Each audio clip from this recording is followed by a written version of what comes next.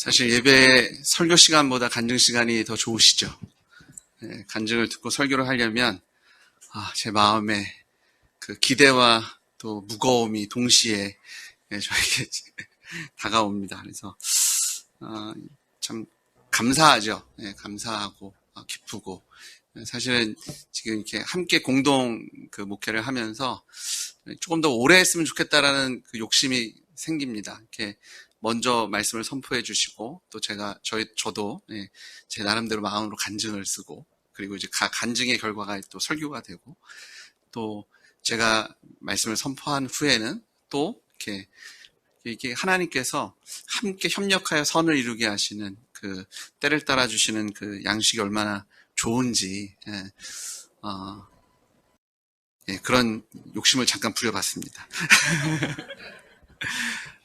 오늘 하나님께서 내 백성, 그들의 하나님이란 제목으로 말씀을 주셨는데, 사실 계획했던 것을 하나님께서 이제 좀 갈아엎게 하셔서 새로운 설교를 쓰게 하셨는데요.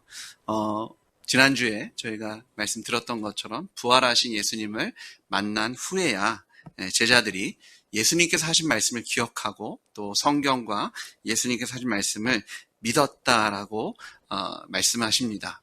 제자들이 그전에는 예수님을 경제적으로 부하게 하실 그런 경제적인 왕 혹은 정치적인 압제에서 그들을 자유케 할 정치적인 왕으로 봤다면 이제 부활하신 예수님을 만난 후에는 예수님께서 그냥 갑자기 등장하신 분이 아니라 이사야와 또 많은 다른 선지자들을 통해서 약속하신 그 말씀대로 이 땅에 오셔서 죽으시고 부활하신 하나님이신 것을 그들이 깨닫게 되고 예수님과 동행하는 삶, 예수님이 주님이신 삶을 살아가게 된 것을 우리가 바라봅니다.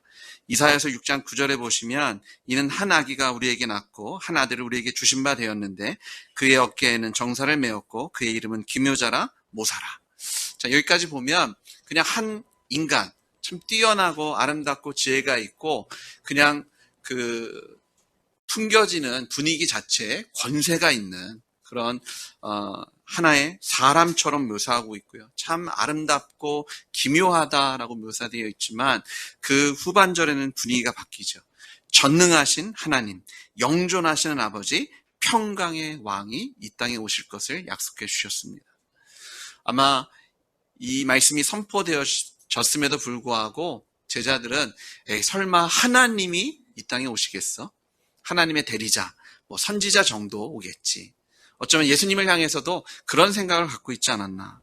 근데 예수님께서는요, 이사야 선지자가 약속하고 예언했던 것처럼 이사야 54장 5절에 그가 찔림은 우리의 허물 때문이요, 그가 상함은 우리의 죄악 때문이라, 그가 징계를 받음으로 우리가 평화를 누리고 그가 채찍에 맞음으로 우리가 나음을 얻게 된 줄 믿습니다.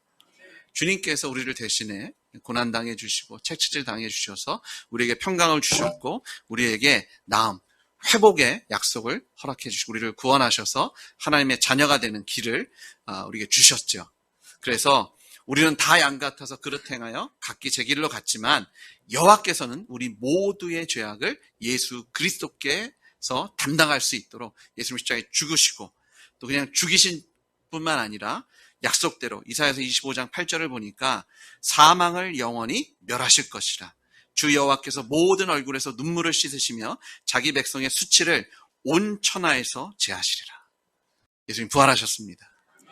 우리가 하나님의 백성이 됐다는 것은요, 이 말씀 그대로 우리의 얼굴에서 눈물을 씻으시며 우리의 삶 속에 수치를 제거해 주신 사건인 것을 믿습니다.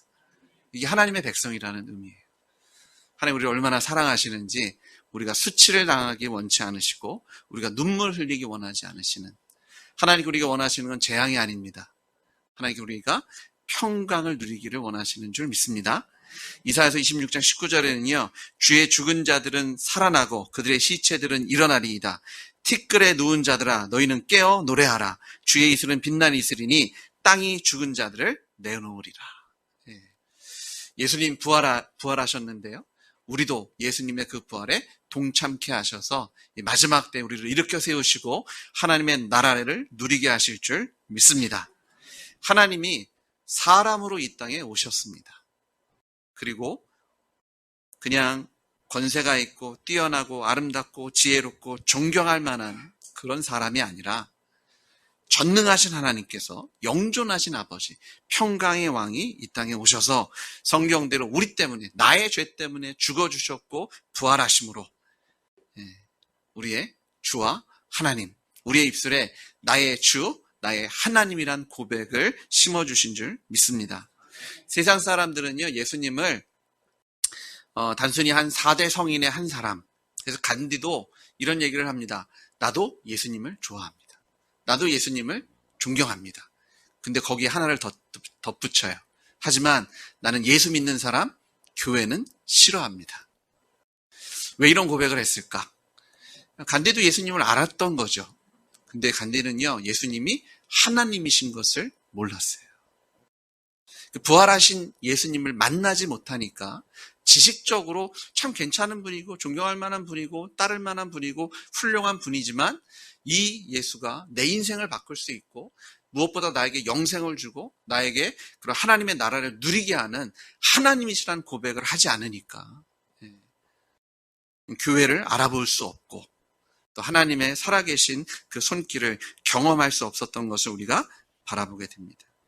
부활하신 예수님을 만났다는 것은요, 이 예수님께서 창조주 하나님, 평강의 왕, 전능하신 하나님, 모든 권세를 가지신 주권자이시며 모든 세상을 심판하실 심판주이신 것을 알게 되는 거고요. 그 하나님을 만난 사건입니다. 그냥 인생에 기억에 남을 만한 어떤 뛰어난 한 인물을 만난 사건이 아니라 하나님을 만난 사건이 부활하신 예수님을 만났다라는 고백 속에 있는 줄 믿습니다. 그래서 이 부활하신 예수님을 만났다는 것은요, 단순히 예수님 부활하셨다는 그런 지식으로 아는 것이 아니라 사도 바울이 다메섹 도상에서 부활하신 예수님을 개인적으로 만났잖아요. 그런데 그 개인적인 만남은요, 거기서 끝나지 않습니다. 사도 바울은 계속해서 다메섹에서 다시 예루살렘에서 또 고향으로 돌아가서 다소에서 그리고 안디옥에서 그리고 그 4차, 5차의 선교 여행 내내 그는 예수님과 동행함으로 매일매일 주님을 만나는 인격적인 만남을 가졌어요. 그 부활하신 예수님을 만난 것은요, 그 예수님을 만난 사건의 시작이었고요. 그 시작을 통해서 그는 예수님과 동행하는 삶을 살았습니다. 우리가 부활하신 예수님을 만났다는 것은요, 이런 얘기입니다. 우리가 기억에 남을 만한 정말 놀라운 한 번의 만남을 가졌다는 것이 아니라 이제 이후로는 그 부활하신 예수님과 함께 동행하는 삶이 시작된 겁니다. 오늘도 예수님께서 삼위일체 하나님께서 우리와 함께 하시는 줄 믿습니다. 아멘. 도마도 마찬가지예요. 제자들이 먼저 만났잖아요. 그가 들었습니다. 믿을 수가 없는 거예요. 근데 도마도 부활하신 예수님을 만났잖아요. 근데 그 만남은 거기서 끝난 것이 아니에요. 그 이후로 그는 하나님과 주님과 동행하는 삶을 살아가게 됩니다. 사실은요, 한 번의 만남이 인생을 변화시키기도 하고 그리고 어떤 전환점을 마련해 주기도 합니다. 그래서 그 한 번의 만남을 이렇게 소중하게 여기는 사람들은 계속해서 그 만남을 그리워합니다. 아, 그때 좋았는데. 그때가 참 이게 내 인생에 나 다시 한번 그런 만남을 가졌으면 좋겠다. 그래서 저희가 예수님, 그 첫사랑을 회복해야 되는, 저희는 그 말씀 너무 많이 들으셨잖아요. 그렇죠? 그런 얘기 아내나 남편한테 하면 큰일 납니다. 지금 더한 사랑으로 사랑하셔야 되는데 첫사랑 운운하면 처음 그 가슴 떨렸던 그 순간만을 얘기하면 큰일 나는 것처럼 우리가 예수님을 만났다는 것은요, 한 번의 놀라운 만남이 아니라 그 이후로부터 매일매일 그 놀라운 하나님, 전능하신 하나님과 동행하는 삶이 시작되었다는 거죠. 우리의 주와 하나님이 우리와 영원히 함께 하시는 줄 믿습니다.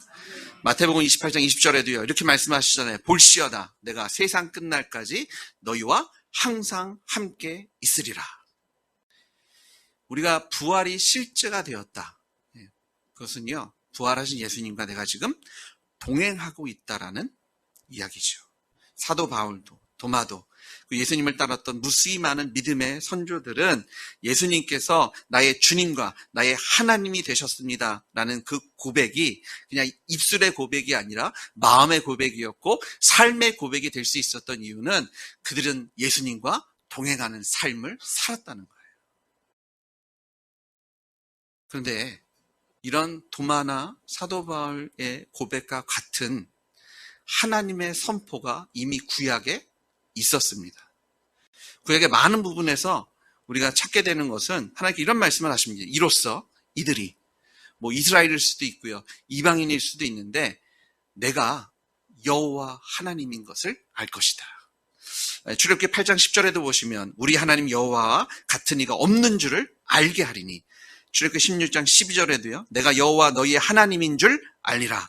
신명기 4장 39절에도 오직 여호와는 하나님이시요 다른 신이 없는 줄을 알아 명심하고, 열왕기상 20장 28절에도 그러므로 내가 이 큰 군대를 다 내 손에 넘기리니 너희는 내가 여호와인 줄을 알리라 하셨나이다. 시편 100편에도요 여호와가 우리 하나님인 줄 너희는 알지어다. 계속 이렇게 말씀하세요. 너희가 내가 하나님인 것을 알게 될 것이다. 근데 놀라운 고백이 예수님의 부활 이후에 터져 나오는 거예요. 맞습니다, 예수님. 예수님이 나의 주님이시고 하나님이십니다. 예수님을 통해서요, 여호와 하나님께서는 우리의 입술에 맞아요, 하나님. 하나님 계속해서 너는 나의 백성이고 나는 너의 하나님일 거야 라고 선포하셨는데 그 놀라운 언약이 예수님을 통해서 성취되었음을 우리가 예수는 나의 주, 나의 하나님을 고백할 때마다 하나님의 말씀이 우리 안에 성취된 것을 주님께서 기뻐하시고 영광 받아주실 줄 믿습니다. 자, 예레미야 32장 38절에 그래서 이렇게 말씀하시는 거예요. 그들은 내 백성이 되겠고 나는 그들의 하나님이 될 것이며. 근데 하나님께서요, 백성된 이스라엘에게 어떤 모습으로 그들과 동행하고 만나고 계신가를 봤더니요, 예레미야 32장 33절에 보시면 내가 그들을 가르치되 끊임없이 가르쳤는데도 그들이 교훈을 듣지 아니하며 받지 아니하고. 자, 하나님께서는 자신을 백성들에게 계속해서 보여주셨습니다. 이 자신을 보여주셨다는 말을 좀 다른 말로 하면 계시해 주셨다라고 표현할 수 있어요. 하나님을 자신을 계속해서 하나님의 백성들에게 보여주고 계세요. 말씀하고 계시고요, 가르치시는데 끊임없이 가르치셨다라고 말씀하십니다. 이게 무슨 얘기냐면 하나님께서 백성들을 떠나지도 않으시고 떠나지도 않게 하시면서 계속 그들과 동행하심으로 하나님께서 말씀하고 계셨다는 것을 우리가 알 수 있죠. 그리고 하나님께서는요, 이런 백성들이 그 하나님의 가르치시는, 하나님께서 계속 함께 하시며 말씀하시는 것에 대해서 백성들이 하나님께 보여야 되는 그런 반응들, 나의 백성이라면, 내가 너희들의 하나님이라면 너희들이 나의 백성으로서 이런 모습을 좀 보여야 되지 않냐. 어떤 모습이냐면 하나님의 말씀, 교훈을 듣고 받기를 원하신다라고 말씀하십니다. 근데 안타까운 것은 예레미야가 이 말씀 선포할 때 이스라엘 백성들은 하나님의 말씀을 듣지도 않았고 받지도 않은 상태였죠. 이 듣는다는 단어를 저희가 원어로 보면 샤마입니다. 그래서 신명기에 보시면 나의 이스라엘아 들으라 할 때 사용되는 단어인데요. 이 듣는다는 단어 속에 이 어근을 보시면 이런 의미가 숨겨져 있어요. 집중하여 듣는다. 그리고 순종할 마음을 가지고 듣는다. 그러니까 사실 저희가 이렇잖아요. 누가 내 말을 듣더라. 그러면 그거를 듣는다라고 저희가 표현할 때 그냥 내가 어떤 정보를 줬더니 그 정보만 받았다라는 의미도 있지만 거기에 숨은 뜻은 뭐예요? 내가 얘기한 걸 그 알아듣고 이해하고 거기에 순응해 오고 순종하더라. 이런 뜻이 포함되어 있는 것처럼 여기서 듣는다는 것에 포함되어 있는 뜻이 그냥 정보로 받은 것이 아니라 내가 여기서 집중해서 듣고 그것을 의지적으로 내가 순종하겠다는 마음을 갖고 듣는 것을 얘기하세요.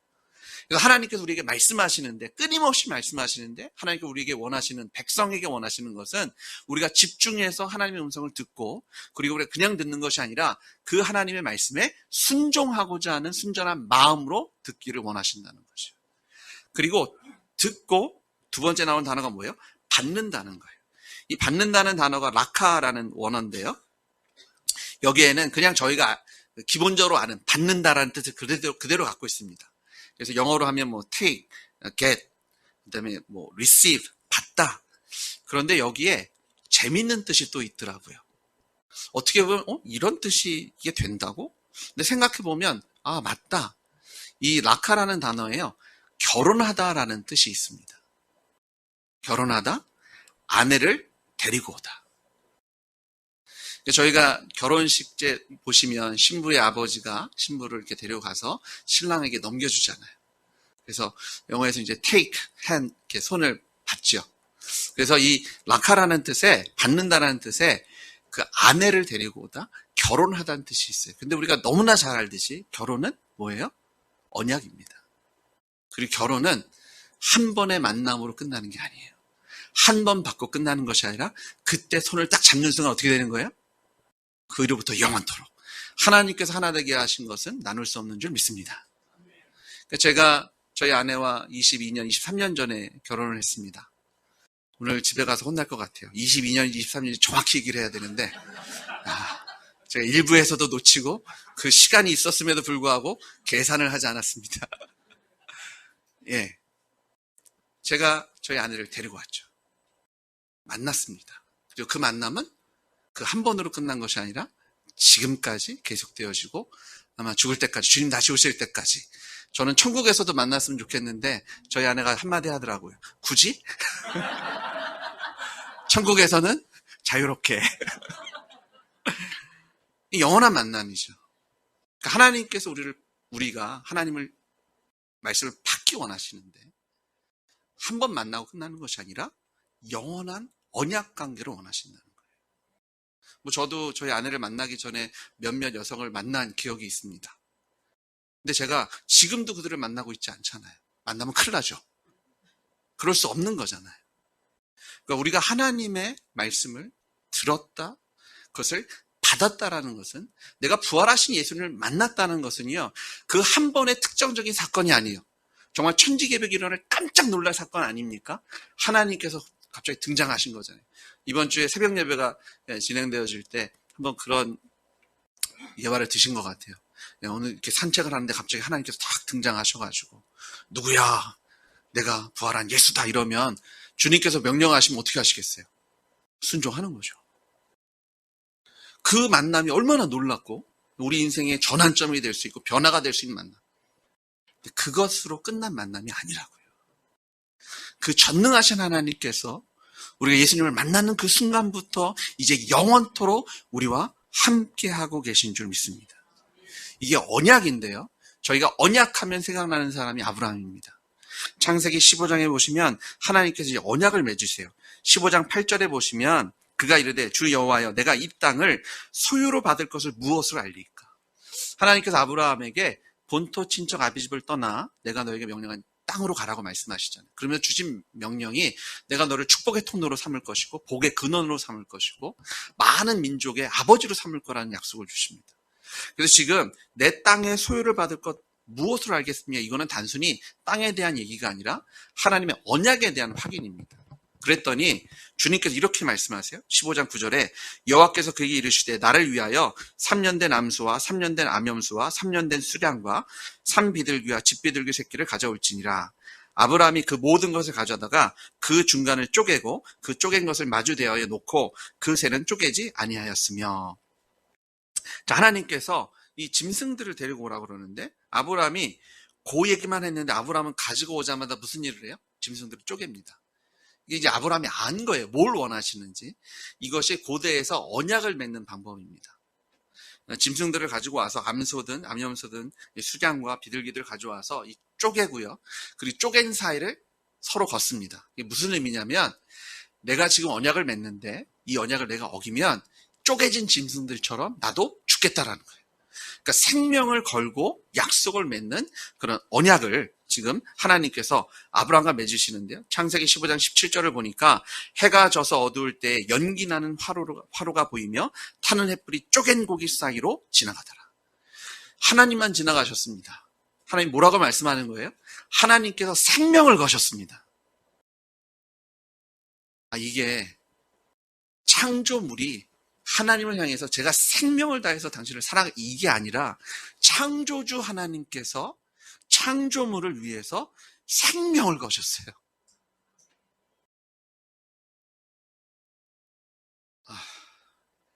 이게 하나님의 사랑입니다.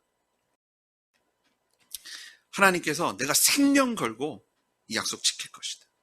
이 약속이 언제 성취되냐면요, 갈라디아서 3장 26절에 보시면 너희가 다 믿음으로 말미암아 그리스도 예수 안에서 하나님의 아들이 되었으니 누구든지 그리스도와 합하기 위하여 침례를 받은 자는 그리스도로 옷 입었느니라. 28절에 너희는 유대인이나 헬라인이나 종이나 자유인이나 남자나 여자나 다 그리스도 예수 안에서 하나니라. 그리고 갈라디아 3장 29절에 놀라운 선포를 하세요. 너희가 그리스도의 것이면 곧 아브라함의 자손이요 약속대로 유업을 이을 자니라. 하나님께서 아브라함과 맺으신 언약을요, 예수 그리스도의 십자가 부활의 사건을 통해서 성취하시고 우리의 입술에 예수는 나의 주, 나의 하나님이란 고백을 하게 하시고 우리를 유업을 이을 자로 하나님 나라의 상속자로 삼아주신 줄 믿습니다. 이 놀라운 약속의 성취가 예수님을 통해서 이루어졌어요. 하나님께 계속 말씀하신 거예요. 너희가 내가 여호와 하나님인 줄을 알 거야. 너희는 나의 백성이 될 것이고 하나님이 될 것이다. 근데 상황은 어떻습니까? 계속해서 등을 돌리고 듣지도 않고 받지도 않고, 하나님은 계속해서 끊임없이 가르쳐주고 계세요. 내가 너를 회복할 거야. 다시 돌아가자. 그 놀라운 하나님의 약속이 예수님께서 이 땅에 오셔서 우리의 죄를 대신에 죽으시고 부활하심을 통해서 우리가 그 부활하신 예수님을 만나서 예수님이 나의 주님이시고 하나님이십니다. 이제 내가 예수님과 동행하는 삶, 예수가 나의 주님인 삶을 내가 하나님의 백성으로 삼겠다라는 그 믿음의 고백과 우리의 삶을 통해서 하나님께서 이루어지신 줄 믿습니다. 소름이 돋더라고요. 구약에 나의 백성이 되며 나는 너희의 하나님이 되겠다는 선포가 예수님의 십자가 부활의 복음으로 믿는 자들의 입에서 예수님은 나의 주와 하나님이라는 고백을 통해서 우리 이 고백을 할 때마다 하나님께서 영광 받아 주실 줄 믿습니다. 하나님께서요, 백성들과 맺은 언약은 영원한 언약이에요. 예레미야서 32장 40절 보시면 내가 그들에게 복을 주기 위하여 그들을 떠나지 아니하리라 하는 영원한 언약을 그들에게 세우고 나를 경외함을 그들의 마음에 두어 나를 떠나지 않게 하고. 자, 하나님께서 영원한 언약으로 표현하면서 뭐라고 말씀하시냐면 나는 너희를 떠나지 않을 것이고 너희가 나를 떠나지 않게 하겠다. 떠나지 않게 하시는데 어떻게 떠나지 않게 하세요? 나를 경외함을 그들의 마음에 두어. 우리 마음에 하나님을 경외하는 마음을 주시겠다라고 말씀하십니다. 자, 여러분, 지금 주님과 동행하고 계십니까? 매일매일 만나고 계세요? 하나님께서 우리가 동행하시고 하나님 우리와 함께 하신다는 것은요, 이런 의미입니다. 언제 어디서나 하나님께서 우리와 함께 하십니다. 근데 언제 어디서나 이러면 우리 마음에 탁 드는 생각이 내가 주님 말씀에 순종할 때, 내가 주님께서 기뻐하실 때. 근데요, 우리가 좋은 일을 하든 하나님의 말씀을 순종하는 순간은 말할 것도 없고 하나님을 대적하며 살아갔던 우리의 옛 그 죄된 습성이 일어나서 하나님 싫어하시는 그런 죄악을 저지르는 그 순간에도 하나님은 우리와 함께 하십니다. 어렵죠? 이게 좋을 때는 괜찮은데 더 놀라운 것은요, 이게 예수는 나의 주, 나의 하나님이십니다 고백하고 나는 하나님의 백성입니다 이렇게 담대하게 선포하는데 어느 순간 육신의 정욕, 안목의 정욕, 이생의 자랑에 유혹과 협박에 무너져 내려요. 유혹과 협박에 어쩔 수 없이 쓰러지는 것 이해도 되는데 어떨 때는요, 의도적으로 우리가 눈을 감아버릴 때가 있죠. 하나님, 저 이거 없으면 안 돼요. 이것만은 하나 있었으면 좋겠고, 이 사람만은 내 옆에 있어야 되고, 이 일은 내가 꼭 해야 합니다. 여기까지는 내가 가야 됩니다. 그래서 괜히 하나님께 가서 묻고 하나님께 아뢰면 하나님이 가지 말라고 하고 하지 말라고 하고 갖지 말라고 하실까 봐 눈 딱 감고 하나님 쳐다보지도 않고 묻지도 않고 아뢰지도 않고 그냥 저질러 버리잖아요. 그 순간에도 우리의 주인 되신 예수님은 우리와 함께 하십니다. 근데 이게 어려울 수 있어요. 어려울 수 있어요. 우리가 하나님을 오해하면 하나님이 마치 풀리처 상을 받아야 되는 사진 기자처럼 내가 이 순간만을 기다려왔다. 분명히 나는 당신이 실수할 줄 알았어.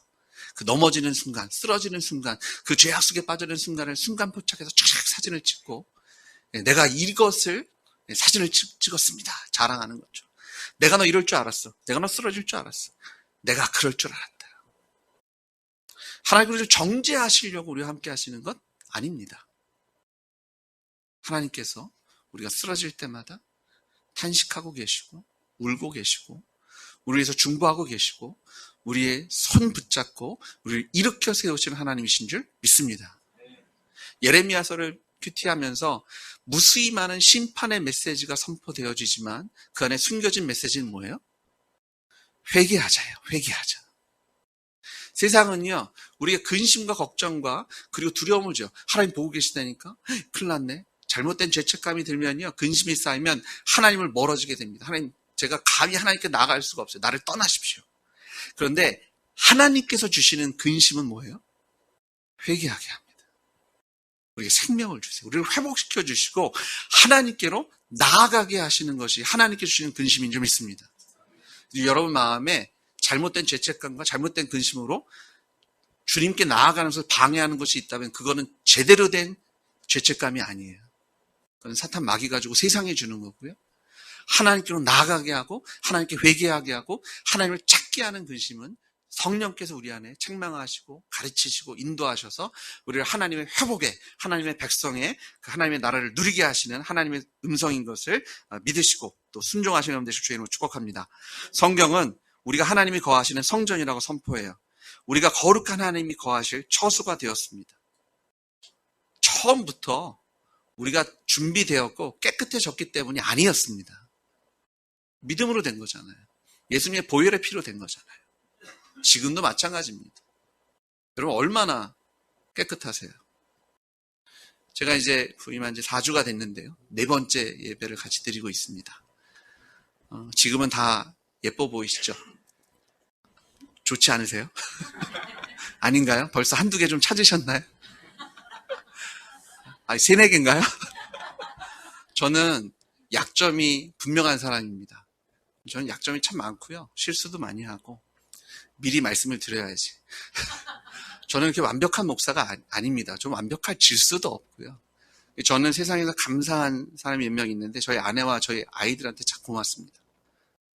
누구보다도 저희 약점을 잘 알고 저의 부족함을 아는데 그래도 저를 사랑해주고 세워주는, 어쩌면 천국에서 저와 함께하고 싶지 않은 이유 중에 하나가 그거 아닐까. 저희 아이들도 참 부족하잖아요. 그런데도 아빠로 사랑해주고. 근데 이게 가능한 이유가 뭘까 봤더니 저희 가정에 예수님이 계시더라고요. 저희 부족함을 주님께서 채우고 계시고 제가 못하는 걸 주님께서 대신 해주고 계시더라고요. 그래서 어떤 분들은 목회자는 좀 멀리서 봐야 된다. 가까이 가면 그 실체를 보면, 연약함을 보면 설교 들을 때 은혜 떨어지고 뭐 잘 안 듣게 되고 어떻게 하시겠습니까? 제가 아직은 이렇게 모르시는 분도 있고 개인적으로 교제를 못해서 제가 모든 분들을 이렇게 개인적으로 만나고 교제하기 원합니다. 사택은 열려 있습니다. 전화만 해주시면 됩니다. 그리고 그냥 오셔서 초인종을 누르셔도 저에게 한 5분 정도만 시간을 주시면 항상 만나뵐 수 있습니다. 근데 제가 완벽한 모습을 보여드릴 수 없죠. 저는 연약한 사람이고, 하지만 제가 예수님을 보여드릴 수 있습니다. 예수님을 설명해 드릴 수 있습니다. 그리고 저도 아직 못하는 부분이 있지만 함께 걸어가기를 소망합니다. 이게 저희가 하나님과 동행하는 거잖아요. 이 동거를 하나님께서 가족으로서 동행한다라고 말씀하고 계세요. 요한복음 1장에 보시면 영접하는 자, 그 이름을 믿는 자에게는 어떤 권세를 주셨어요? 하나님의 자녀가 되는 권세를 주신 줄 믿습니다.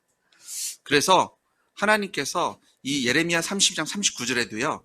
내가 그들에게 한 마음과 한 길을 주어 자기들과 자기 후손의 복을 위하여 항상 나를 경외하게 하고, 하나님을 경외하게 하는 것으로 하나님을 떠나지 않게 하시겠다고 얘기합니다.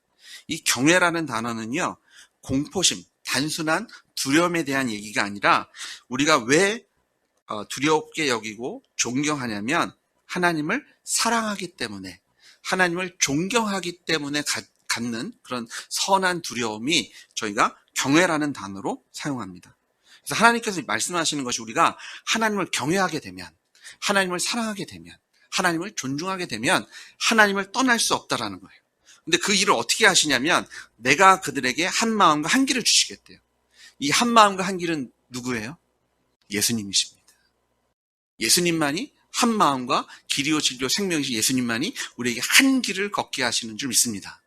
그러니까 예수님을 통해서 우리가 하나님을 경외하게 하시겠다는 거예요. 사랑은 어떻게 생겨날까요? 만나셔야 됩니다. 저는 저희 아내를 만나게 된 것이 사실은 간증 때문입니다. 그래서 제가 간증을 좋아하나 봐요. 같이 선교여행을 가다가 다니는 훈련 속에서 간증을 듣게 되는데요. 제가 그 간증을 통해서 제 머리가 새롭게 되는 그런 전환점을 경험하게 됐어요. 그 전까지는 외모로 보고 성격으로 보고 나랑 맞는 어떤 스타일을 찾았는데 제가 처음으로 이게 참 아름답구나. 그래서 제가 그 아름다움에 또 미모와 지성을 경비하고 있다 보니 그게 더해지니까 제가 사랑하지 않고는 배길 수 없는,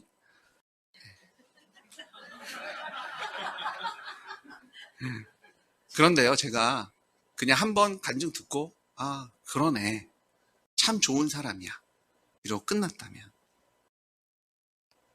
아무 일도 생기지 않았겠죠. 근데 제가 먼저 미국에 들어가고 나중에 들어오는데 제가 공항으로 마중 올라갔습니다. 그리고 같이 점심도 먹고, 그리고 같이 경건의 시간 나눈 거 나누고, 또 기도도 나누고 계속 만났어요. 만나니까 더 좋아지고 더 사랑할 게 있고, 그리고 저희가 22년을 살았는데 더 사랑하게 되더라고요. 더 깊어지고.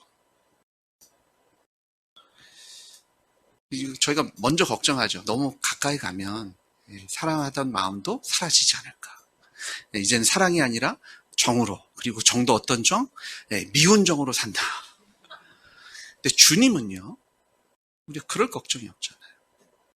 우리가 주님을 어떻게 사랑했어요? 예수님의 십자가 부활 때문 아닙니까? 우리 예수님을 만났기 때문 아닐까요? 그런데 그 만남 하나로 끝난 것이 아니라 이제 주님과 매일매일 동행하며 주님을 만나면 만나고 만날수록 우리는 주님을 더욱더 깊게 사랑하고 경외하고 존경하게 되고요. 우리가 하나님을 경외하면 경외할수록 우리는 하나님을 떠날 수 없는 자. 하나님과 함께 걷다 보면요, 이제 나는 하나님 없으면 살 수 없는 사람이구나. 하나님께 나와 동행하지 않으시면 나는 아무것도 아니구나는 고백이 우리 입술에서 나올 줄 믿습니다. 근데 하나님과 매일매일 동행하지 않으면, 하나님을 매일매일 만남을 통해서 경외하는 마음이 우리 안에 깊어지고 쌓여가지 않으면 그냥 처음 만났던 그것만 기억하고 그것만 붙잡고 있으면 아무런 일이 생기지 않아요. 어떤 것만 생기냐면 그때가 좋았는데 왜 지금은 안 될까? 당연히 안 되죠. 만나질 않는데, 찾질 않는데, 구하질 않는데, 동행하질 않는데. 아니요. 사실 하나님 우리를 떠나신 적이 없잖아요. 우리를 버리신 적이 없잖아요. 눈을 감으신 적도 없고요. 좋으신 적도 없습니다. 오늘 성경이 뭐라고 말씀하십니까? 하나님은 끊임없이 말씀하셨대요. 근데 우리가 기도할 때 어떻게 기도해요? 하나님 제발 저에게 대답해 주세요. 말씀해 주세요. 보여주세요. 근데 하나님은요, 우리에게 말씀하시는 것을 한 번도 멈추신 적이 없어요. 그럼 무슨 일이 생긴 거예요? 우리가 등 돌린 거예요. 우리가 찾지 않고요. 우리가 구하지 않은 거예요. 성도 여러분, 새벽 예배 나오십시오. 기도하십시오. 제가 30년이 넘게 새벽 기도를 하고 있습니다. 근데 저한테도 새벽 예배는 어렵습니다. 제가 한국에서 이제 뭐 이렇게 생활하면서 가장 아침이 정말 이렇게 개운하고요. 몸이 좋은 날이 언제일까요? 주일입니다. 왜냐하면 주일엔 새벽 예배가 없습니다. 가장 오래 잘 수 있는 날입니다. 네. 보통은 한 4시간, 5시간 자면 일어나야 되는데 다 6시간을 잘 수 있는 날이 주일입니다. 너무너무 이게 개운해요. 그럼에도 불구하고 제가 새벽 예배 하는 이유는 목회자이기 때문이 아닙니다. 제가 새벽 예배를 안 하면 제가 죽더라고요. 제 영이 죽고 제 설교가 죽고 제 목회가 죽더라고요. 저희 가정이 죽더라고요. 제가 아버지로서 제대로 아이들을 케어할 수가 없더라고요. 그래서 기도합니다. 그래서 찾습니다. 그래서 구해요. 하나님 지금 저에게 말씀하고 계시는데 제가 듣게 하시고 그 말씀 받게 하시고 제 것대로 순종하며 예수가 주님인 삶을 살게 하셔서 나의 삶이 풍성해지게 하신 하나님의 역사를 경험케 해주십시오. 그래서 제가 새벽을 깨웁니다. 오늘 아까 아멘 하신 분들 내일 보겠습니다. 다 오셔서 찾으십시오. 두드리십시오. 하나님께 응답하시고 말씀해 주실 것을 우리가 들을 수 있는 귀와 또 순종할 수 있는 마음으로 이게 주실 줄 믿습니다. 자, 우리가 경외함으로 하나님과 동행하시고 하나님 말씀에 순종해야지 이게 두려운 마음, 이 율법적이 되면요 이것처럼 힘든 일이 없어요. 함께 하는 것이 너무 영광스러우니까 뭐 하면 저희가 자발적으로 기뻐하는 마음으로 이 시간이 얼마나 가는지도 모르고 순종합니다. 제가 2주 전에 설교할 때 제가 설교를 길게 했더라고요. 제가 그렇게 길게 했는지 몰랐어요. 제가 한 설교 중에 손에 꼽히는 긴 설교를 제가 해버렸습니다. 제가 좀 문제가 있었나 봐요, 그날. 그런데 감사하게 제 아내가 저한테 그런 얘기를 해줘서 위로가 됐어요. 자기는 긴 줄 몰랐대요. 여러분도 긴 줄 모르고 하나님께 예배드리신 줄 믿습니다.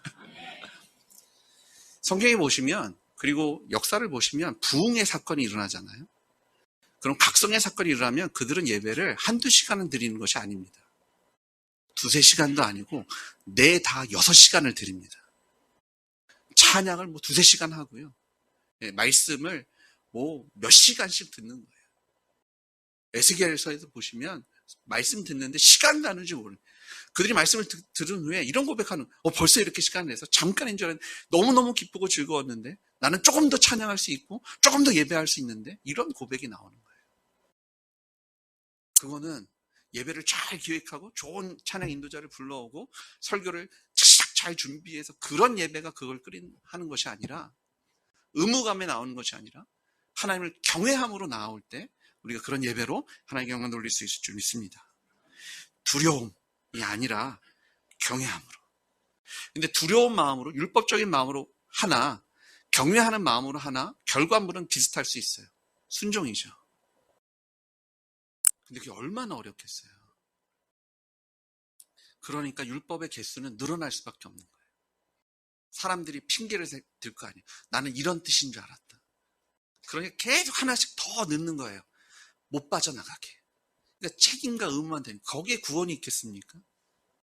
근데 예수님께서 이 땅에 오셔서 우리를 위해 죽으시고 부활하시고 예수님을 만나면 하나님이 마음과 정성을 내 우리를 먼저 사랑해 주셨잖아요. 사랑은요 만나야 생깁니다.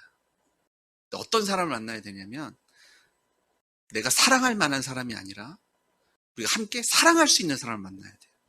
근데 그 사랑은 누군가 먼저 시작을 합니다. 근데 우리가 하나님을 어떻게 사랑해요? 우리가 먼저 사랑한 거 아니잖아요. 하나님이 먼저 우리를 찾아오셔서 우리를 사랑해 주셨기 때문에 우리가 하나님을 사랑할 수 있는 줄 믿습니다. 하나님 먼저 손 내밀어 주신 거예요. 끊임없이 말씀하고 계신 거예요. 하나님 먼저 우리를 사랑하셔서 생명 걸고 예수님 십자가에 죽게 하심으로 하나님의 사랑을 확증해 주셨고 부활케 하셔서 우리가 그 하나님과 사랑의 관계, 그 영원한 언약의 관계에 들어올 수 있도록 부활하셔서 우리의 주와 하나님이 되어주신 것을 믿습니다. 경외함으로 하면 의무가 아니라 경외함으로 하면요. 내가 이런 것까지 해야 돼? 이런 것까지 신경 써야 되고 너무 힘들다. 이런 불평이 아니라 하나부터 10까지 하나님과 함께하기 원하고요. 하나님께서 챙겨주시는 것에 너무나 기쁘고 감사해서 하나님 감사합니다. 그리고 하나님과 동행하는데 하나님께서 인도하시는, 예수님이 주님이 되시니까 내 마음대로 가는 것 아니라 주님께서 인도하시는 대로 우리가 순종하는 삶을 기쁨으로, 그리고 주님께서 무슨 말씀을 하실 때마다 내가 순종하겠다는 간절한 마음으로 듣게 되는 줄 믿습니다. 하나님께서 먼저 생명을 걸고 우리를 사랑해 주셨습니다. 이런 하나님을 만났는데 저희가 어떻게 사랑하지 않고 배길 수 있으시겠어요? 예레미야 32장 41절에요. 이런 하나님과의 사랑의 그런 동행을 이 농부의 심정으로 표현해주고 계세요. 내가 기쁨으로 그들에게 복을 주되 분명히 나의 마음과 정성을 다하여 그들을 이 땅에 심으리라. 놀랍지 않으세요? 하나님께서 천지를 창조해 하나님께 이런 표현을 하세요. 나의 마음과 정성을 다하여. 이게 창조물이 창조주를 바라보면서 제가 제 마음과 정성을 다해서 창조주 하나님을 사랑하고 섬길게요. 이게 아니라 창조주 하나님께서 자신의 마음과 정성을 다해서 우리를 심으시고 우리를 케어하셔서 우리가 열매 맺는 자리까지 세우시겠다는 거예요. 이게 하나님의 다짐이고 하나님의 사랑인 것을 믿습니다. 아마 농부는 다 비슷해 보이는 식물이지만 어쩌면 이름을 다 매겨서 1, 2, 3, 4, 5 그 무엇이 필요하고 무엇이 부족한지 다 알지 모르겠어요. 재호 형제한테 나중에 물어봐야 되겠어요. 알 거예요. 아, 얘는 뭐가 부족했나 보다. 여기 뭐가 물이 좀 덜 갔네. 그냥 보면 알 거예요. 근데 하나님께서 그 농부의 심정으로 저희를 사랑해 주시겠다. 마음과 정성을 다해서 우리가 열매 맺는 풍성한 삶을 살기 위해서 우리가 동행하시겠다라고 말씀하고 계신 걸 우리가 바라보게 됩니다. 왜 힘들어요? 왜 내 마음대로 살아요? 우리 안에, 우리 옆에서 우리가 지금도 영원히 함께 하시는 주님을 의지하지 않으니까. 주님 말씀 듣지도 않고 받지도 않고 주님을 찾지 않고 내 마음대로 살아가니 이게 어렵고 힘들 수밖에 없습니다. 예수님이라면 어떻게 하실까라는 책이 있습니다. 이게 1897년도에 초판으로 발행된 책이고요. 미국에서만 3천만 부 이상 판매된 성경 다음으로 베스트셀러다 이렇게 얘기할 수 있는 책 중에 한 권이 예수님이라면 어떻게 하실까라는 책이에요. 이 책은 목사이면서 작가인 찰스 쉘돈이라는 분이 썼는데요. 이분이 목회 생활을 하다가 실직한 그 인쇄공으로 가장해서 그 당시에 인쇄술이 막 발전하면서 인쇄공들이 아마 이렇게 직장에서 쫓겨나는 일이 빈번했나 봐요. 자기가 실직한 그런 실직자를 가져가서 교회를 찾아다녔대요.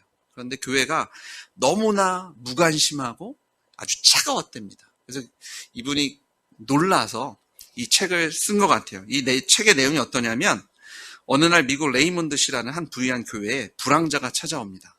이 불황자는 실직한 인쇄공이었어요. 도와달라고 하는데 교회에서 우리가 실제적으로 당신을 도와줄 수 있는 방법은 우리가 기도해 주겠습니다. 우리가 기도할게요. 예배 잘 드리고 가세요.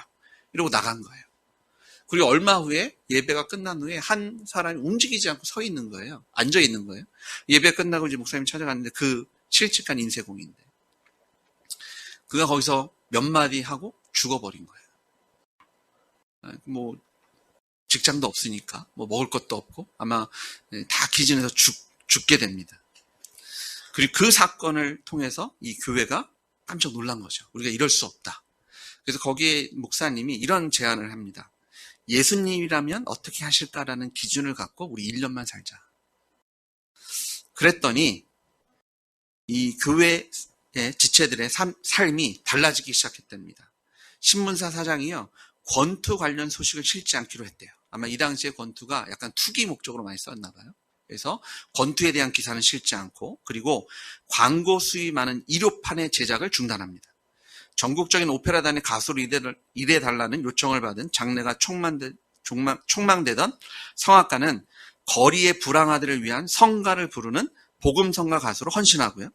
막대한 유산을 상속받은 상속녀들은 빈민들을 위해서 지원센터 건립에 재산을 희사합니다. 그 정치에 관심이 없었던 대학 총장은 이 술집이 세워지는 것을 좀 반대해야 되겠다. 그래서 정치가가 되어서 정치에 나가게 됩니다. 그러니까 자기가 어떤 권력을 잡기 위해서가 아니라 이 자기가 사는 시를 바꿔야 되겠다. 말씀대로 세워야 되겠다. 그런 마음으로 정치에 나가게 되고 또 슬럼과 그런 빈민굴에 교회 사람들이 찾아들기 시작해요. 막 핍박도 있었지만 이것을 통해서 그 도시가, 그 땅이 변화되는 그런 이야기를 기록하고 있어요. 소설입니다. 어쩌면 소설이니까 가능한 거 아닐까? 이렇게 됐으면 좋겠지. 불가능할 거야. 어쩌면 이런 내용을 읽으면 불편할지도 모르겠어요. 아휴, 이런 얘기 하시는 이유가 뭐야? 또 지적하고 정죄하고 넌 이거밖에 안 돼. 어쩌면 해야 되는 건 아는데 못하니까 영적인 무기력증에 빠질지도 모르겠어요. 근데 우리는 달라야 합니다. 우리는 구멍 기어진 복음을 갖고 있잖아요.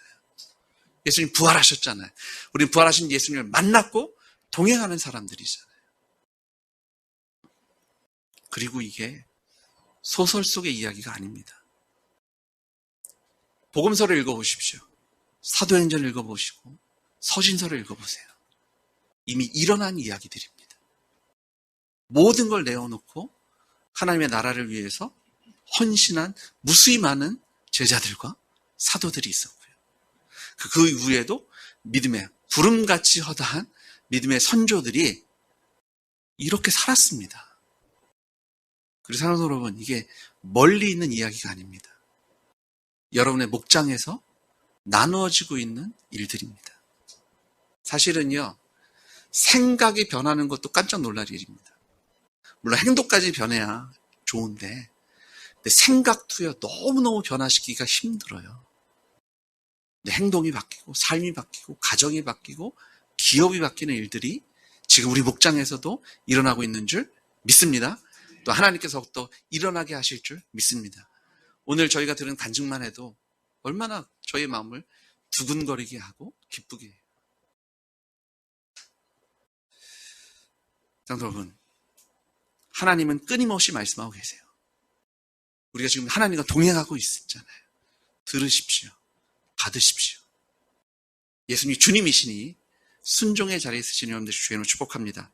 미가서를 보니까요. 미가는 이사야, 아모스, 호세와 같은 시대에 사역한 선지자인데요. 그 이런 고백을 합니다. 미가서 6장 6절에 내가 무엇을 가지고 여호와 앞에 나아가며 높으신 하나님께 경배할까? 내가 번제물로 1년 된 송아지를 가지고 그 앞에 나아갈까?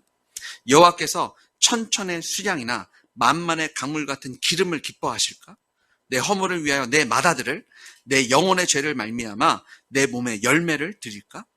사람아, 주께서 선한 것이 무엇임을 내게 보이셨나니 여호와께서 내게 구하는 것은 오직 정의를 행하며 인자를 사랑하며 겸손하게 내 하나님과 함께 행하는 것이 아니냐. 여호와께서 성읍을 향하여 외쳐 부르시나니 지혜는 주의 이름을 경외함이니라. 하나님을 경외함으로 하나님과 동행하십시오. 우리가 동행하시는 하나님, 우리 주님이시고 천지를 창조하고 주관하신 참 하나님이십니다. 고민하지 마십시오. 고민하지 마시고 주님 어떡할까요? 주님 무슨 말을 할까요? 제 입술에 말을 넣어주시고 주님 힘 주십시오. 저 두렵습니다. 담대함 주세요. 주님, 제가 주님 뜻대로 순종합니다. 걷겠습니다. 주님께서 열매 맺게 해주실 것을, 주님께서 공급해 주실 것을 믿는 믿음으로 하나님과 동행하시는 여러분들 주의 이름으로 축복합니다. 주님 아버지 감사합니다. 우리를 먼저 사랑해 주시고 그 부활하신 예수님을 만나게 하셔서 우리 마음에 하나님을 경외하는 마음으로 채워주셔서 의무가 아니라 하나님을 사랑하기 때문에 우리가 하나님과 동행하는 삶을 살아가기에 주님 뜻대로 순종하며 주님께서